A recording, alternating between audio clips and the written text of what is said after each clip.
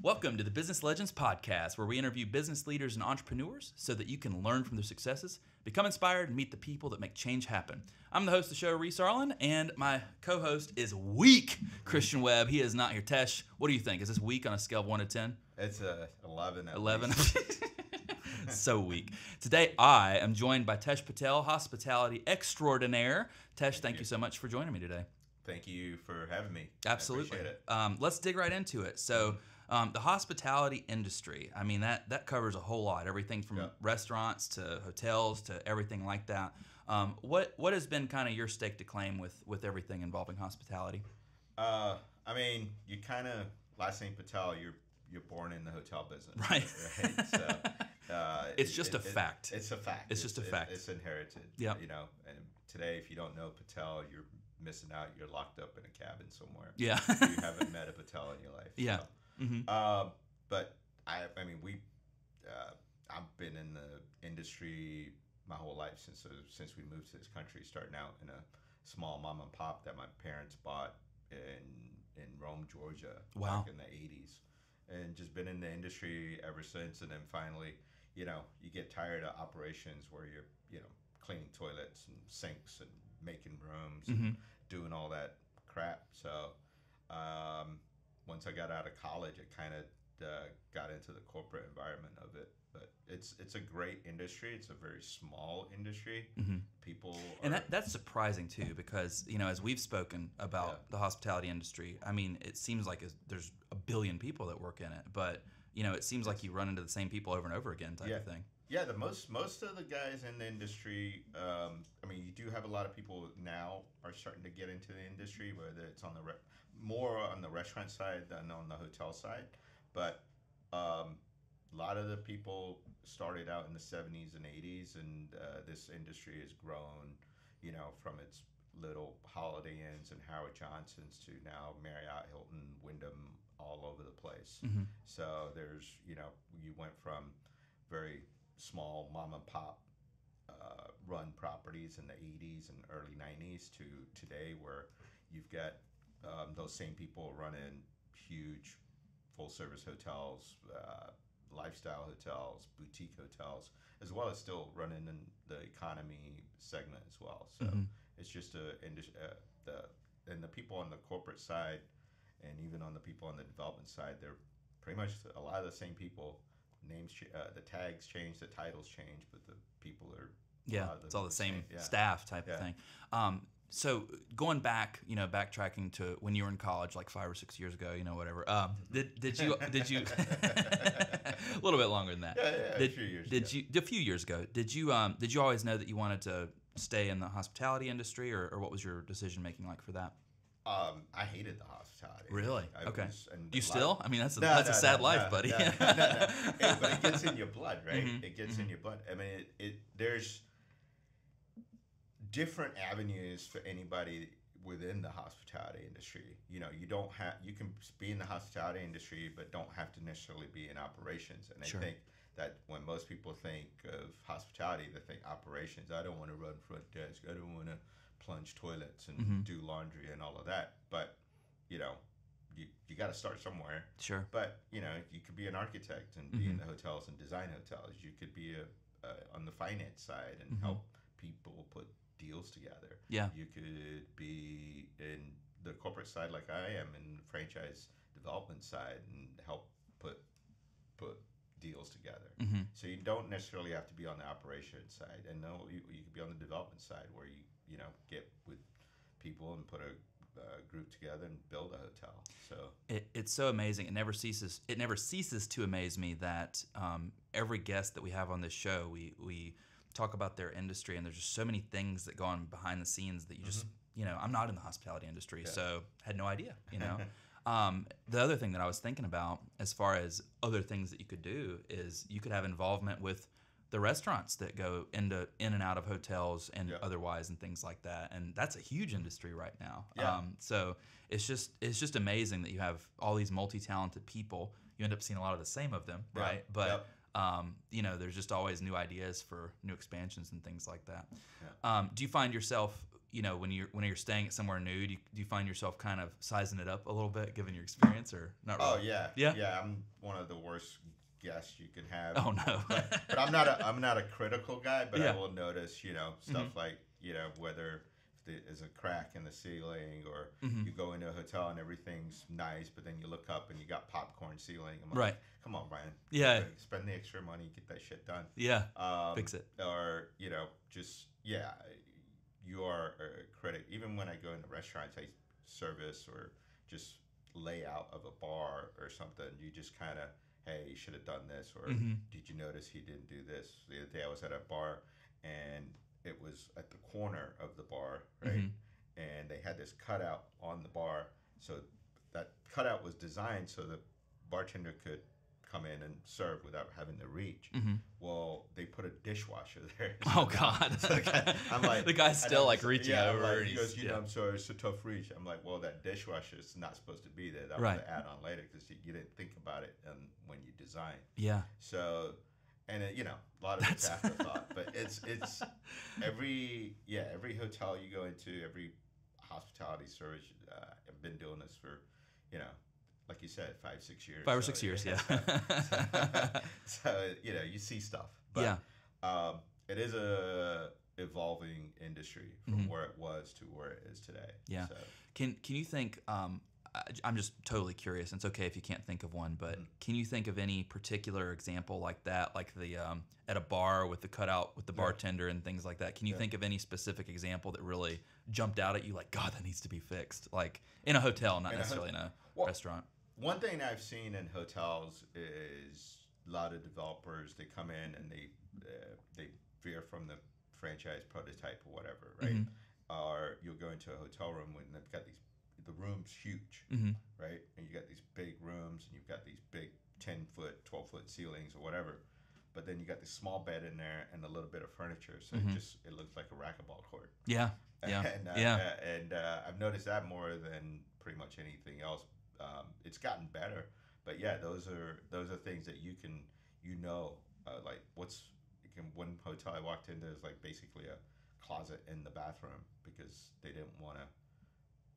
I think they basically would have to demolish. I think that closet was built in the bathroom. Yeah. Because there's no way you could. The door's like this big, but the closet's this big. Yeah. So you either fill it in or just keep it. Yeah. And I think the hotel owner just decided to keep it. You should like take pictures of this and write a book on just all the wild things you see in places, because I wouldn't even notice it. But the reason I asked you that is I was in Las Vegas in July, and the beginning of August, and I was at this hotel, and it just jumped out at me that the ingress egress of the pool was the dumbest thing I've ever seen in my life, because they have all these people coming in and out of the same area. Yeah. And so they'll give you a towel, they take a towel, they give you a towel, they take a towel. So they have this whole station set up, and they have multiple people doing it. It's a huge hotel, huge pool. Yeah. And all the while, the other side of it is blocked off. And they could easily have people going in one way and out the other, so you don't have like used towels and stuff like that, But well, some of that is government. That's true. I didn't even think about that. They may tell you, you got too many outlets, especially around pool areas. Sure. They want that shit fenced off. Yeah. Because they don't want somebody just randomly walking off from the parking lot into a pool and then falling into the pool. Yeah. Because the government really cares about stupid people. So. Okay, let's talk about that for a second. We are not going to get political on Business Legends, but I'm just saying. Have you have you ever seen anything specifically where you saw something that was government regulated for the build of a hotel or something like that, where you were like, this is the dumbest thing I've ever seen, but it's just that way because the law is written that way? Or it's just you put a fence around the pool. Yeah, and you have to. And like the guy's got other lifestyle areas, seating and stuff, and you kind of want to keep it all open and stuff. Right. Nope. Got to put a fence around the pool. You just have to do a fence. And then there's years ago they made the manufacturer of those chairs for people with disabilities to go into the pool.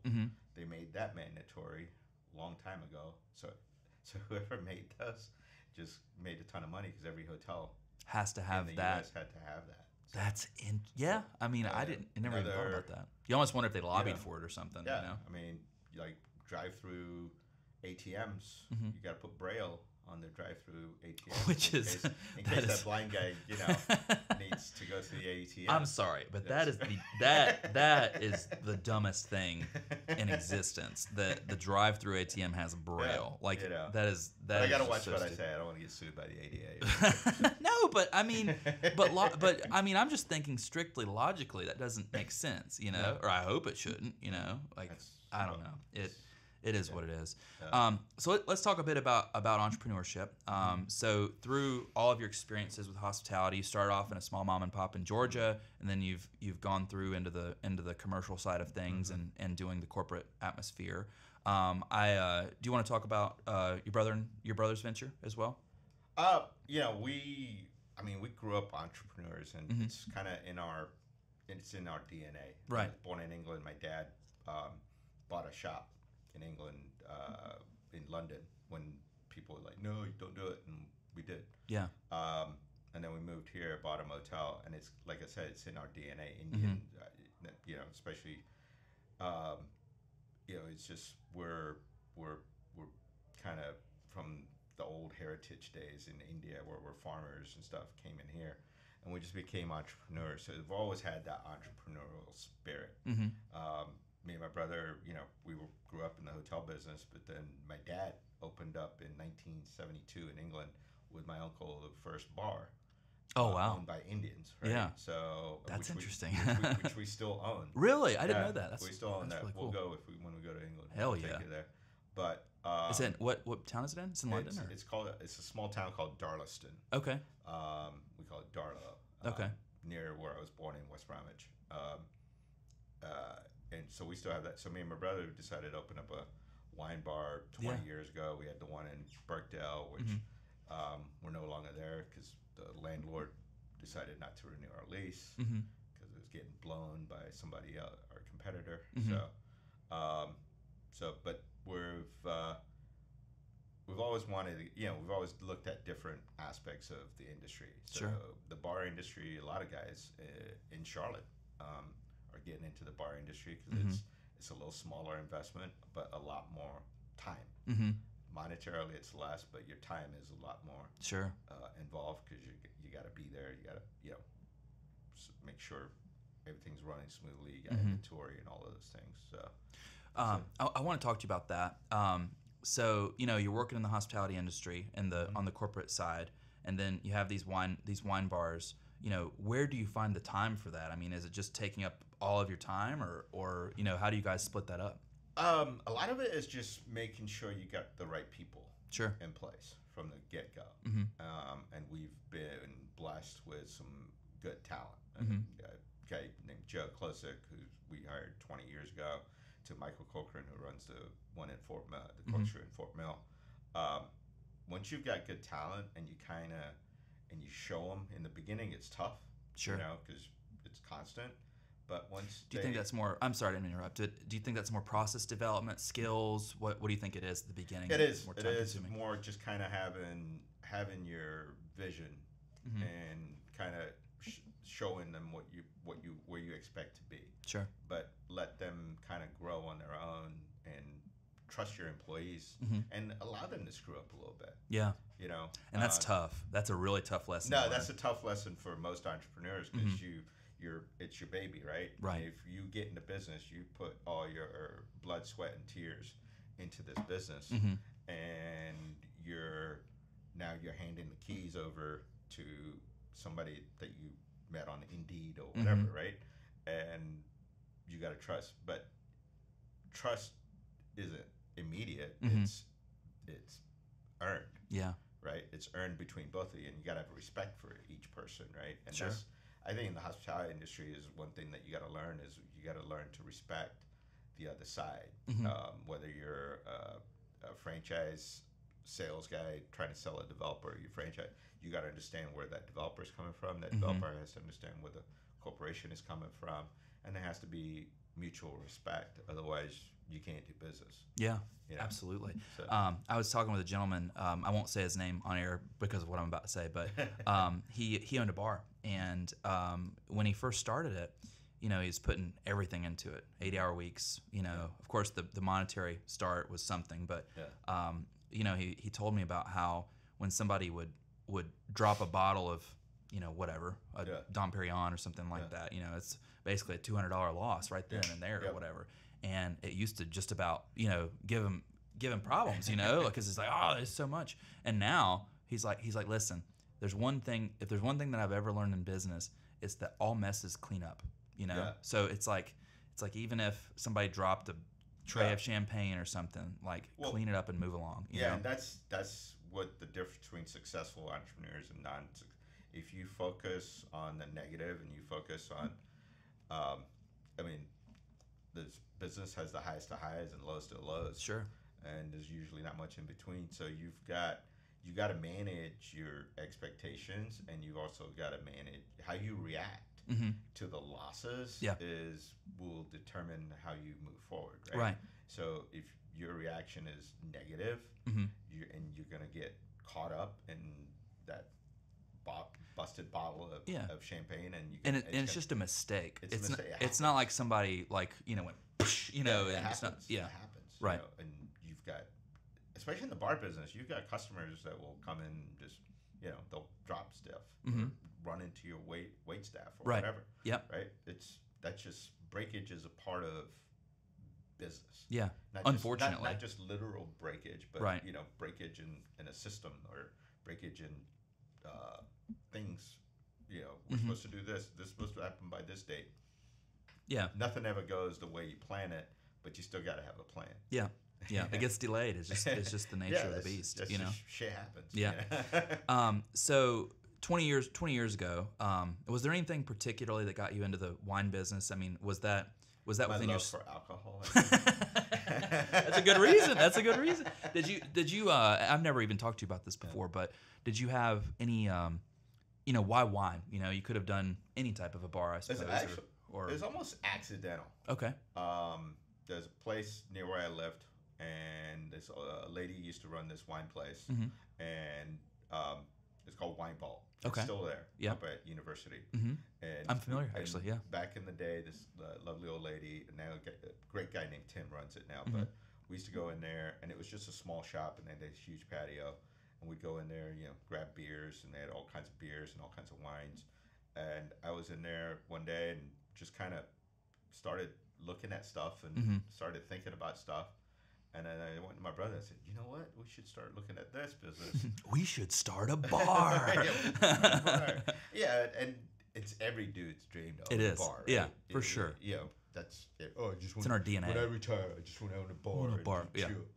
But and so we stumbled onto this place in Birkdale and ended up closing a deal at a Waffle House to purchase it. Wow. Yeah, and bought it, renovated it. My brother's got that, you know, straight guy with the queer eye. So he helped. Yeah, he put. We changed it up, and we were there for 20 years. It was a good run. Yeah. It was a great run. Yeah. And I still remember it very well, and had good times there and everything. Yeah. Was there, just out of curiosity, and I'm just, you know, curious about it, I guess, did you guys have any sommelier skills? So, like, did you guys know wines that well, or was it just the financial aspect of it? I'm a numbers guy. Okay. Finance guy, and I looked at numbers. I drank Miller Lite. Okay. Wasn't Bud Light, but you know. But that's not what I expected at all.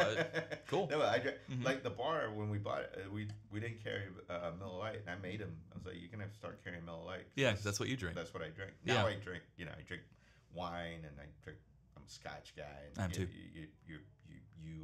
You change your palate, but 20 years ago, whatever was available. It was Miller Lite because that's what I could afford. Yeah. One of my old fraternity brothers used to say, you know what my favorite beer is? The next one. But that's, you know, that's such a profound entrepreneurial statement, though, you know, is that you got into a business that no offense, but I mean, you didn't really know much about, right? You were drinking Miller Lite. Like that doesn't help your palate on Cabernet, you know? My first 2 years in the business, my other partner, my brother, we have 3 of us. The other partner, he's just like, what the fuck did we get ourselves into? I was like, I don't know, man. Because when we first took over the bar, I had to fire a couple of people because they were just, anytime you buy an existing business, I found you're always going to have 1 or 2 employees that are going to test you. Yeah. Right? And how you react, if you let them walk over you, then the other employees are going to try follow to suit. Follow suit. Or if you say, fuck you, you get the fuck out. Right. Which is what I did. My partners, they're like, the fuck, man, quit firing people. I'm like, we got to set. You're definitely onto something with that. But we had to set a tone. Yeah. Like, we're not going to put up with. We're not going to put up with bullshit. Bullshit. Yeah. Right. Don't test me. Right. Because you'll lose. And getting into that, we don't have to get into the specific situation, but one thing that I'll definitely say is that, I have always welcomed, what's the correct word? I've always welcomed an employee to voice their opinion. I'll put it that way, right? I have no issue with that. None. You want to hear their, Yeah. For example, if one of them would have said, hey, I just wanted to give you my 2 cents on some of these things, maybe we can move that around here or something. And you don't even necessarily have to go with it, but just the concept of listening to them, that I don't think that's challenging your authority at all. I think that's more like you should have open communication with everybody. Yeah, and I'm sure this situation wasn't like that at all either. This was a situation where the person just likes, I like to have a couple of glasses of wine before I start my shift. Oh, Jesus. Well, that's illegal. No. And I'm like, well, I'm going to lose my license. Yeah, you're putting my license and my business at stake. So yeah, I can't do it. As soon as she said that, I was just like, get rid of her. Yeah. I mean, no, that's the right decision too. So, I have a strange comment. I hate firing people. It always sucks. It never doesn't suck. No, it's never good. Never. But the more you do it, the better you get at it, I think. And the better you get at making the decision to do it. Well, I think if you're gonna let go of an employee, do it quick. Yeah. Like ripping the Band-Aid off. You can't. Don't prolong it. Yeah, don't, because what happens is the reason you're most likely getting rid of employees is usually they're becoming a cancer on the rest of the team. Right. And there's another impact on it. And it could almost it becomes infectious, Mm-hmm. right? And it could really hurt your business trying to keep somebody that's not good for the right fit. Yeah. And they may not necessarily be a bad person. They just don't fit with your philosophy or your culture, or just not doing the things that that you want them to do. Or they're regularly late, or they just don't listen to chain in command, which you're allowed to have open dialogue, but at the end of the day, the person that writes your checks is going to call the final shots. Yeah, it's just the way that it is. That's the way it should be. From my perspective, I feel like the person that has the most skin in the game is always the person that's going to care the most. Yeah. So typically and logically speaking, they're also probably the one that's going to generally make the best choice. Because they're the ones that are the most at risk. Yeah. Usually you got to get feedback from other employees, right? For sure. When you are, especially if you've got a small group Mm-hmm. in the hospitality industry, it's made up of small teams. Right? Yeah. We've talked about that before. It's whether you're in the big hotel, foundations, but it's small groups. Small groups. And each hotel is small group. Each bar, restaurant, there's your core employees that you trust, and then you've got others that will fill in part-time situations here and there. But you've always got that core. Yeah. And that core you have to go to that core anytime you're trying to get rid of somebody, and just make sure everybody's on the same page. Yeah. I think that's... I think employee management in general is one of the most difficult things universally in any industry. Yeah, I mean, labor altogether right now is very tough. Yeah. It's a tough situation for owners. It's a tough situation for workers. But I think if you've got a good owner and you've got that understands everything, doesn't listen to all the social garbage that's out there. Yeah, There's a lot yeah. of social media garbage that's out there. Um, and just you treat your employees right, Mm-hmm. they'll they'll treat you the same. Yeah, Just yeah. like what's his name from Virgin? Oh God, what is Richard Branson? Richard Branson? Yep, Yeah, yep. it's one of his biggest sayings. Yeah, right? yeah, So, and I mean he's built an empire with yeah, it too. yeah. It's funny. On my way to the studio this morning, I was on the phone with my dad, and we were talking about actually Richard Branson. We were talking about Warren Buffett as well, and I brought that up. I was talking about how Richard Branson prides himself on team development type of thing, Yeah.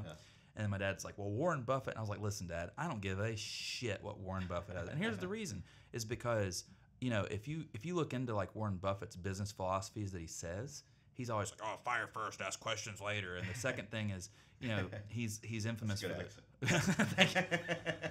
I thought it left much to be desired, but he also talks about being very gun shy with taking risks because his famous quote is it takes 30 years to build a business, but it can be eradicated in a day type of thing. And it's like, man, if you're approaching things with that attitude, there's almost nothing you could possibly do that's going to eradicate a business that's sensical, obviously. That's going to eradicate a business in a day. I think in business, if you got to stay focused. Yeah, sure.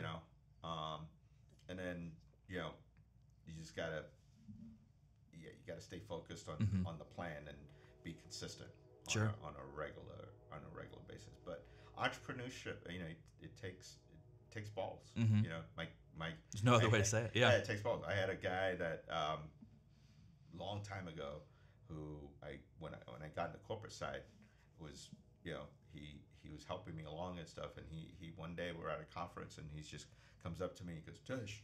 I'm like, what's up, Roger? He goes, "Indian guys." I'm like, "What about them?" He goes, "They got big balls." And I'm just like, what do you mean?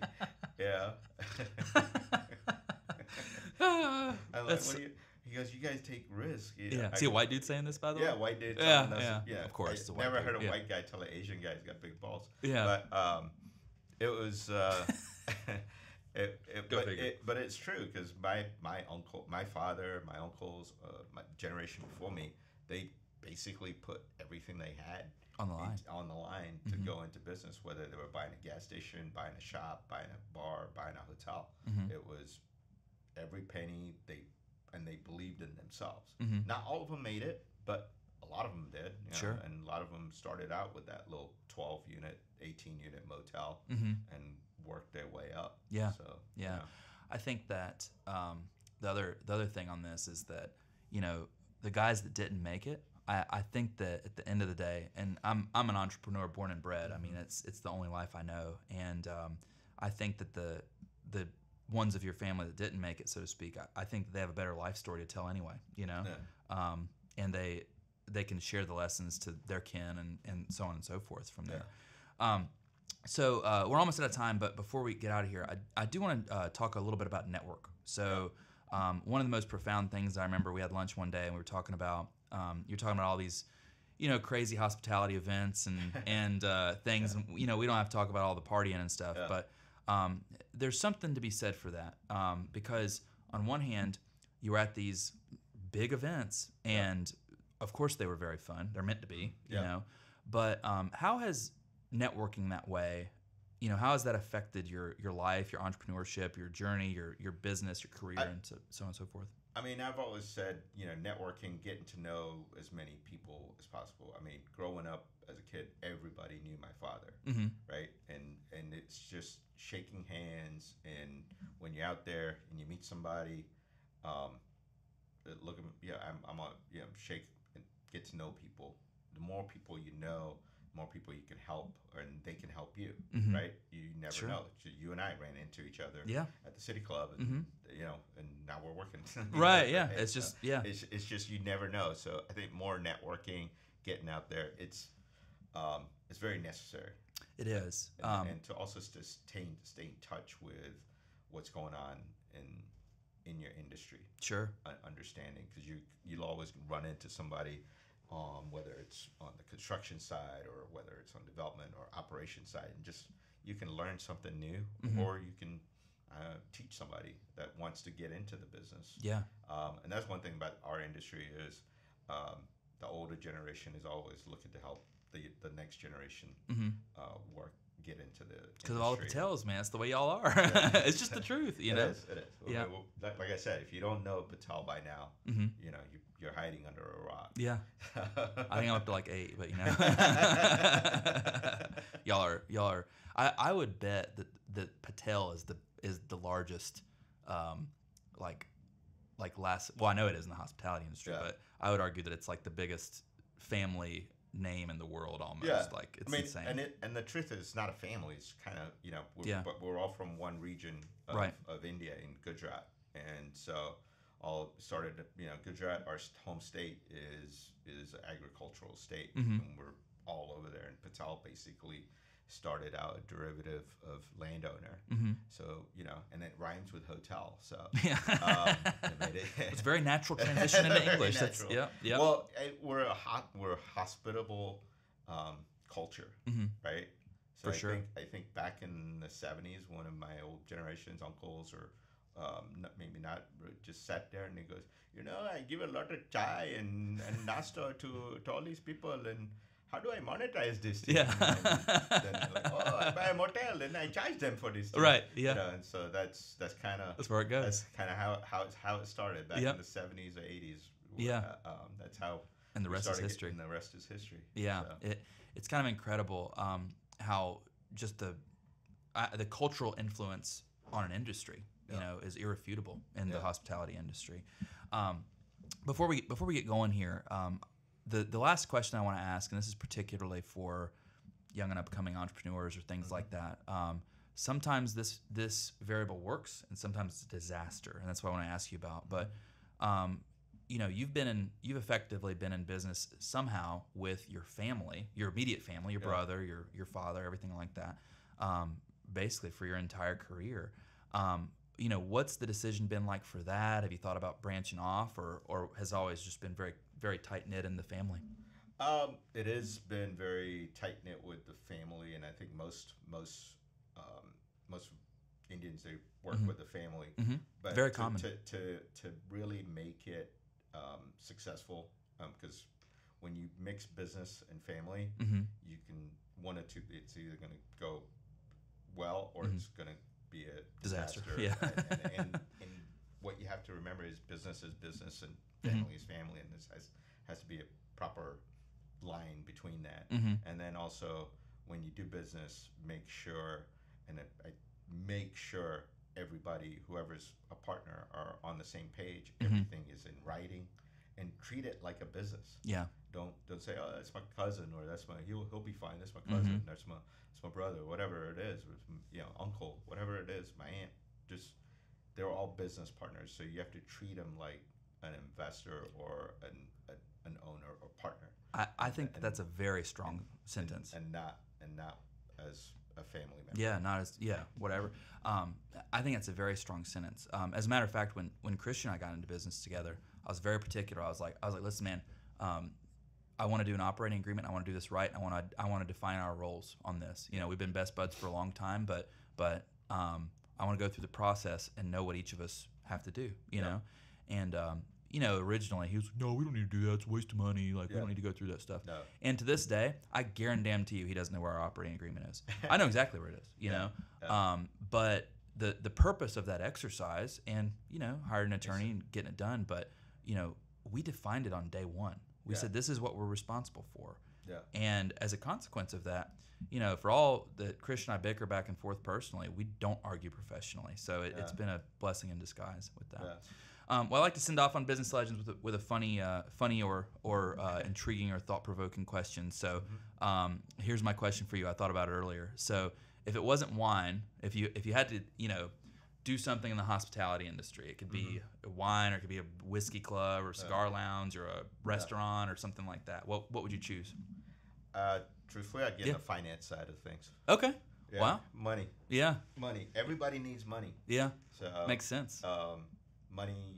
People need money to do hotels. They need money to do bars. They need money everywhere. So, yeah, I would have got on. You'll just stick with your Miller Lights. I would stick with my. I would have to, You don't have to know as much on operations as long as you Sure. know how the money works and Yeah. how you got proper network on the financial side. of Sure. things. You know, that's I think one of the most profound things that you've said on the show is that, you know, when you guys were doing the wine Yeah. place, you were drinking Miller Lights. You don't, Yeah. the Yeah. wine, you know, people get into industries and they think that they have to know everything about Yeah. their industry, but Yeah. you just knew money. So, Yeah, well, yeah. and it's true because the first manager I hired at the wine, she knew all about wine, but she didn't understand the business side, Mm-hmm.